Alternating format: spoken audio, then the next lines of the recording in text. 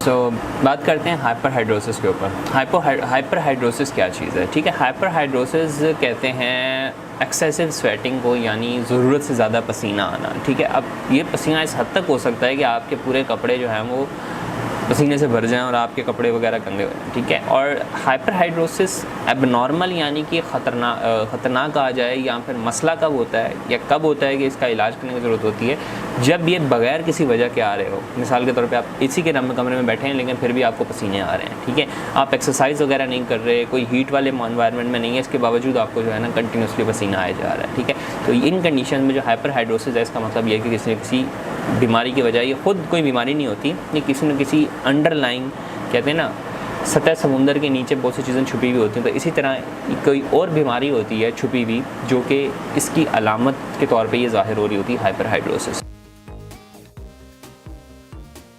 अलामत में वही बात है कि बहुत से ज़्यादातर जो नॉर्मल तरीका है वो क्या है कि आप एक्सरसाइज करेंगे या आप गर्मी में जाएंगे तो आपको पसीना आएगा।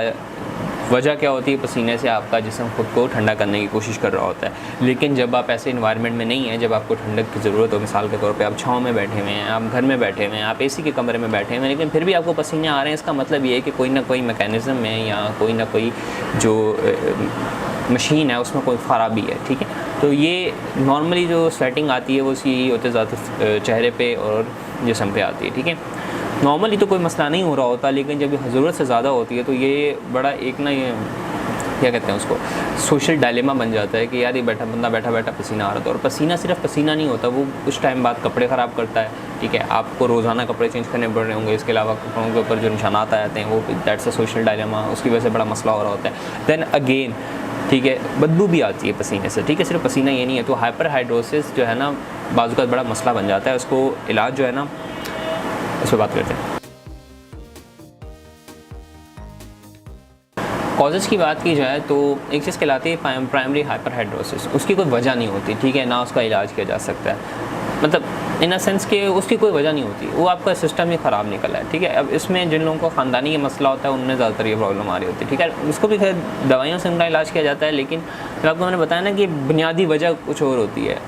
अब बहुत से लोग ऐसे, बहुत सी बीमारियां ऐसी होती हैं जैसे कि डायबिटीज़, ठीक है, मीनोपॉज यानी कि 40 साल बाद जब माहवारी औरतों की रुक जाती है, फिर इस तरह लो शुगर या फिर थायराइड का अगर मसले चल रहे हों, ठीक है, या फिर कैंसर, ठीक है, हार्ट अटैक, कोई नर्वस सिस्टम का डिसऑर्डर या इन्फेक्शन, ठीक है, या फिर वैसी स्ट्रेस लेना, ये तमाम चीज़ें जो हैं वो बुनियादी तौर पे क्या होता है कि वजह बन रही होती हैं हाइपरहाइड्रोसिस की या ज़्यादा पसीना आने की। लेकिन बाज़-औक़ात क्या होता है कि कोई वजह नहीं मिल रही होती। ठीक है, जब कोई वजह नहीं मिल रही होती फिर वो प्राइमरी हाइपरहाइड्रोसिस होता है, उसमें कोई वजह नहीं होती। ठीक है, और उसमें सिर्फ वही होता है कि उसका इलाज किया जाता है। और हाँ, अगर आपके ख़ानदान में किसी को ये ज़्यादा पसीने आने का मसला है या आपको ख़ानदानी ये प्रॉब्लम है, तो भी जो है ना हाइपरहाइड्रोसिस यू कैन से ज़्यादा लोगों में पाई जाती है। ठीक है, उन लोगों में होने का चांस ज़्यादा होता है जिनको ख़ानदानी इस किस्म का पीछे से चलता हुआ आ रहा होता है।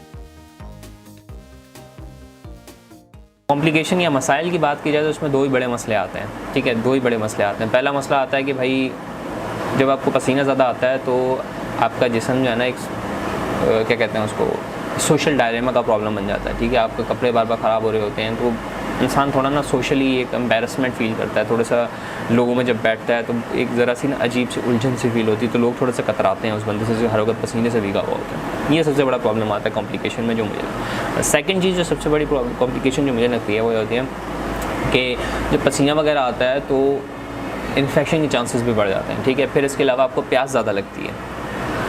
ठीक है, तो ये 2-3 मसाइल हैं जो कि हाइपरहाइड्रोसिस की बीमारी के साथ आ सकते हैं। डायग्नोसिस की बात की जाए या तशख़ीस की बात की जाए तो आपका डॉक्टर आपसे सवालात वगैरह पूछेगा। ठीक है, आपकी मेडिकल कंडीशंस के बारे में पूछेगा, आपको कौन कौन सी बीमारियां हैं उसके बारे में पूछेगा। ठीक है, और मतलब आपसे एक डिटेल मेडिकल हिस्ट्री लेगा और जिन बीमारियों का मैंने जिक्र किया जैसे डायबिटीज़, थायराइड, ये तमाम बीमारियां जो मैं पहले जिक्र कर चुका हूँ, इन बीमारियों के बारे में भी हो सकता है वो टेस्ट करे। ठीक है, तो ये तमाम चीज़ों को टेस्ट वगैरह यूज़ करके तो उसकी तशख़ीस करेगा। ज़्यादातर जो इसकी तशख़ीस होती है वो क्लिनिकली होती है, कुछ ख़ास कहते हैं ना, मतलब बीमारियों के टेस्ट करवाए जा सकते हैं, लेकिन हाइपरहाइड्रोसिस तो ख़ास टेस्ट नहीं है ऐसा। ठीक है, डॉक्टर ज़्यादातर खुद देख कर और आपसे सवालात वगैरह पूछ के ही इसका जो है ना तशख़ीस बनाता है। नहीं, फिर भी 2 टेस्ट ऐसे मौजूद हैं, 2 से 3, 2 नहीं है, तकरीबन 4 टेस्ट ऐसे मौजूद हैं जो कि हाइपरहाइड्रोसिस के केस में किए जा सकते हैं, लेकिन वो ज़्यादातर क्लिनिकली किए नहीं जाते। ठीक है, वो मतलब बड़े एक्सपेंसिव हो जाते हैं और पाकिस्तान के अंदर वो टेस्ट वगैरह परफॉर्म करना बड़ा मुश्किल हो जाता है। फिर मैं आपको बता देता हूँ, पहला होता है आयोडीन स्टार्च टेस्ट, दूसरा होता है थर्मो रेगुलेटरी टेस्ट, और इसके अलावा एक और टेस्ट होता है आप क्लोराइड वगैरह के वो चेक कर रहे होते हो, आइंस वगैरह चेक कर रहे होते हो, लेकिन वो इतने किए नहीं जाते पाकिस्तान के अंदर। पाकिस्तान के अंदर जो ज़्यादातर डायग्नोसिस या तशखीस होती है वो डॉक्टर अपने क्लिनिकल जजमेंट में बनाता है, ठीक है। मेडिकेशन की बात की जाए तो इसमें जो सबसे मेन मेजर ट्रीटमेंट होता है वो होता है आपका एंटी प्रेसिपिटेंट्स, ठीक है। अब ये क्या होती हैं, ये ऐसी दवाइयाँ होती हैं जो पसीना रोकती हैं, ठीक है। तो इसका जो फर्स्ट लाइन ट्रीटमेंट होता है, आपको कभी भी ज़्यादा पसीना आने का मसला हो रहा होता है तो आपको ये दवाई दी जाती है, ठीक है, जिससे आपका पसीना कम किया जाता है। फिर इसके अलावा आपको बहुत से लोग ऐसे होते हैं, बहुत से मरीज़ ऐसे होते हैं जिनको जो ये प्रॉब्लम आ रही होती है वो इस वजह से आ रही होती है क्योंकि उन्हें स्ट्रेस लेने की आदत होती है, तो उनको एंटी स्ट्रेस की दवाइयाँ भी दी जाती हैं, ठीक है, एंटी डिप्रेसेंट्स भी दिए जाते हैं, ठीक है, ताकि जो है ना इनको जो टेंशन ले रहे हैं वो कम लें। जब टेंशन कम लेंगे तो आपको पसीने का प्रॉब्लम भी कम आएगा। और इसके अलावा अगर कोई वैसे आपको बीमारी तशखीस हुई है जैसे कि शुगर हो गई, ब्लड प्रेशर हो गया, या फिर थायराइड का मसला हो गया, तो ये तमाम चीज़ें अगर इस किस्म की कोई बीमारी तशखीस हुई है तो इसका भी इलाज साथ साथ किया जाता है, ठीक है। जब आप उस बीमारी का इलाज करते हैं तो ये जो ज़्यादा पसीने आने का मसला होता है ऑटोमेटिकली ठीक हो जाता है, ठीक है। So that's all. वेल, एक चीज़ बड़ी इंपॉर्टेंट है आपको खुद घर पे करने की जो ज़रूरत है वो ये कि जब आपको पसीना ज़्यादा आता है तो आपको इन्फेक्शन होने के चांसेस बढ़ जाते हैं। जब आपको इन्फेक्शन होने के चांसेस बढ़ जाते हैं तो उसके साथ सीन ये होता है कि आपको नहाना ज़्यादा पड़ता है, ठीक है। अगर आप रोज़ाना नहीं नहाएंगे और कुछ टाइम बाद नहाएंगे और आपके कपड़े भी गंदे रहेंगे तो होगा क्या कि आपके इन्फेक्शन के चांसेस बढ़ जाएंगे, तो आपके जिस्म में जब जगह जगह पे फंगस निकल आएगा, फंगस के इन्फेक्शन हो जाएंगे, एलर्जी हो जाएगी, तमाम मसाइल आ सकते हैं, ठीक है।